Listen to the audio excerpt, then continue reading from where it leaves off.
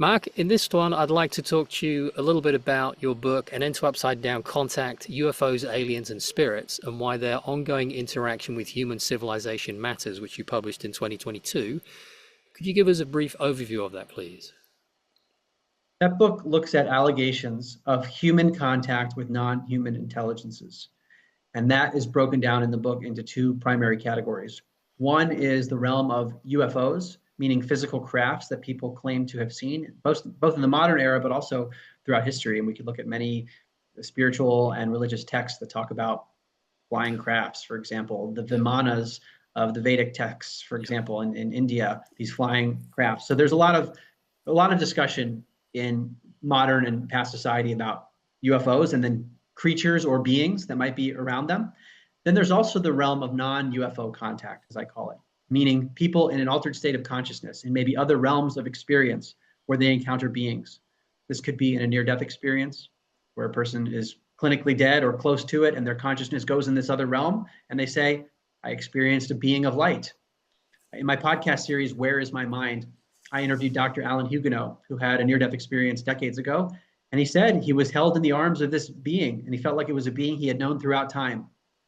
And that's not an uncommon sentiment. There are some people who encounter spiritual entities, religious figures, deceased loved ones, and that's just the near-death experience state. We see this in the phenomenon of channeling. There's a great book on this by Helene Wabe of the Institute of Noetic Sciences called The Science of Channeling, meaning a person harnesses an entity that's not their own consciousness, and it comes in their body and speaks through their vocal cords. Crazy stuff. Also, psychedelic realms, people encounter various entities, especially in the DMT space. Dr. Rick Strassman wrote a book called DMT, the Spirit Molecule, going through his experiments where he was measuring basically physiology of people who were given this substance intravenously. And a lot more happened than just changes in their body. Their consciousness was entering realms where they often encountered beings who were highly intelligent and not always benevolent. Mm-hmm. And one of the reasons, as I remember it, that he decided to stop the study is he felt that there were ethical issues of, should I be exposing people to these realms where there are beings interacting with them? Is that all good? Sometimes people were traumatized by it. And interestingly, John Mack, who was the head of psychiatry at Harvard and a Pulitzer Prize winner, late in his career, was studying the phenomenon known as alien abduction, which sounds insane. But he said, as a psychiatrist from Harvard, he's like, these people, they're having a very specific experience. I don't think they're delusional here. Interestingly, in the work of Rick Strassman on the DMT studies, the psychedelic compound, people were experiencing things just like the alien abduction in the DMT state. So John Mack was an endorser of Rick Strassman's book. And Rick Strassman himself was not really familiar with the alien abduction phenomenon. And I'll paraphrase a quote that I include in my book. He basically said, well, I guess this is something I need to explore now, because I'm having people take a substance and they're talking about the same thing. And yet John Mack was seeing people have abduction experiences without taking the DMT substance. Yeah. I know when I took DMT, for me, it was like bungee jumping out of the universe. It was a very, very intense, very visceral, felt like hours and hours had gone by and it was 2 or 3 minutes. So my perception of time shifted completely. It was a really interesting experience. Twice, and then I thought, you know what, I'm done with that. That's cool. So is there a common thread then that suggests that an intelligence is actually interacting with us and that this intelligence is not purely physical? I would say intelligence is. I would make it plural because there seem to be a variety of species that people encounter. And for example, in the abduction realm, people talk about gray aliens. Or sometimes they talk about insectoid beings, large insects that are intelligent, for example, or beings that have a reptilian feel.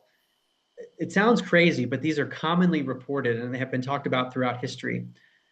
But also, as you mentioned, these non-physical realms, when people have a near-death experience and they are given guidance by higher beings, it makes me wonder the extent to which, on an everyday basis, our own thoughts are being influenced in ways that we don't understand. If you really think about it, where does a thought come from? Where does a creative insight come from? It just pops into our mind.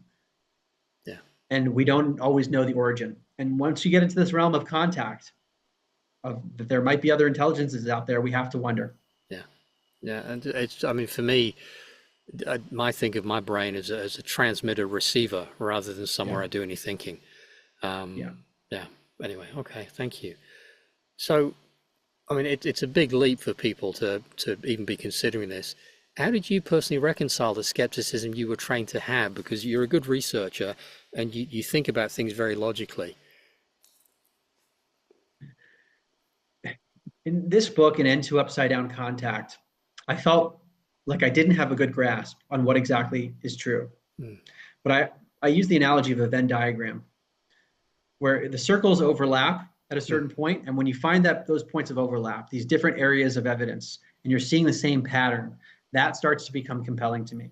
mm, So why were people of ancient traditions describing experiences that sound very similar but using different language to what people are independently reporting today? yeah, And when we see these independent accounts that are so similar and bizarre, I think they're worth investigating, and that's the way I look at it. cool. That's interesting. Thank you. So if we open our mind and accept that we're not the only, and I was going to say the highest intelligence, so I'm not going to say the only intelligence or intelligences.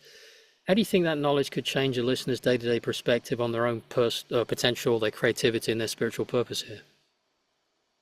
To me, it's just a more expanded worldview Mm, because we can live life with blinders on like I used to, just focused on school, getting good grades, working in finance, what's the next achievement right in front of me, versus perhaps we live in a world that is far more mystical than we realize. And we are just tapped in on an everyday basis to a narrow band of frequency, let's say, mm, like one radio station.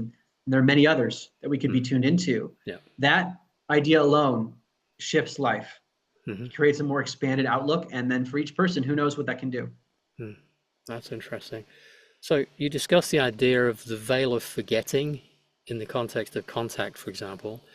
Why do you think it might be beneficial or perhaps sacred for us not to fully remember our true nature or our connections to these other intelligences? I've heard different perspectives on this. I mean, there's a benevolent take and a more nefarious one. I'll get both. The benevolent take is that if we remembered everything, we wouldn't have the same kind of learning experience. So imagine taking a test and having all the answers. Yeah. There'd be no challenge versus actually having to study and learn something. Mm, So if we have forgotten elements of our true nature, and the process of remembering them brings us a sense of sanctity and sacredness to it and allows us to learn in new ways. mm, Others might dismiss what I just said and say, you're just trying to make our human suffering sound nice. But actually, we live in a realm that is pretty nefarious, and there are some dark creatures that are trying to keep us in a state of forgetfulness because they want us to suffer so they can feed off our energy. mm, And my guess is that reality is probably way more complex than all that. I do know from my own experience in life, especially as a competitive college tennis player, that suffering in the field of athletics made me a much better tennis player. mm. When I worked out at the gym and I was out there on the track and training on the court, I would do better Yeah. afterwards, even though it was very painful. So I think we can all relate to that sometimes challenges do make us better. Fantastic. Thank you. Is there anything else you'd like to add? So thank you. Perfect. Thank you.